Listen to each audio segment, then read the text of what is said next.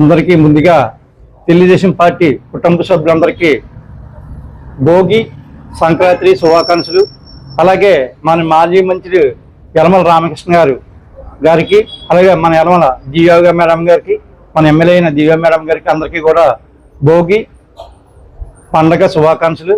ముందుగా ఈ పండగ అందరూ సుఖ సంతోషాలతో ఆరోగ్యంగా అందరూ మంచిగా ఆ పండగ చేసుకోవాలని, అలాగా సుఖంగా ఉండాలని, అందరూ మంచిగా పండగని అన్ని మంచిగా ఆడుకుంటూ పాడుకుంటూ పిల్లలు పెద్దలు అందరూ కూడా సరదాగా ఎంజాయ్ చేయాలని కోరుకుంటున్నాం.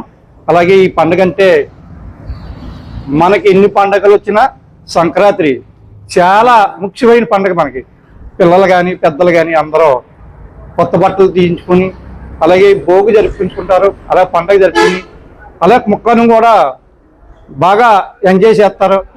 అలాగే పిల్లలందరూ కూడా సుఖ సంతోషాలతో ఉండాలని, ఆరోగ్యంగా ఉండాలని ముందుగా భోగి మరోసారి సంక్రాంతి శుభాకాంక్షలు చెప్తున్నాం.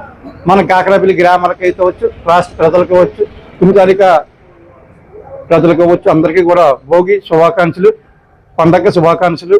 అలాగే మా కాకరాపల్లిలో పండగ అంటే మంచి ముఖ్యంగా అందరూ ఒకే రకంగా అందరూ కుల భేదాలు లేకుండా ఈ పండుగను జరుపుకుంటారని కోరటలో మా కనకదుర్గమ్మ వారు ఆలయం దగ్గర ప్రతి సంవత్సరం కూడా భోగినాడు ముగ్గుల పోటీ భారీ ఎత్తున జరుగుతుంది.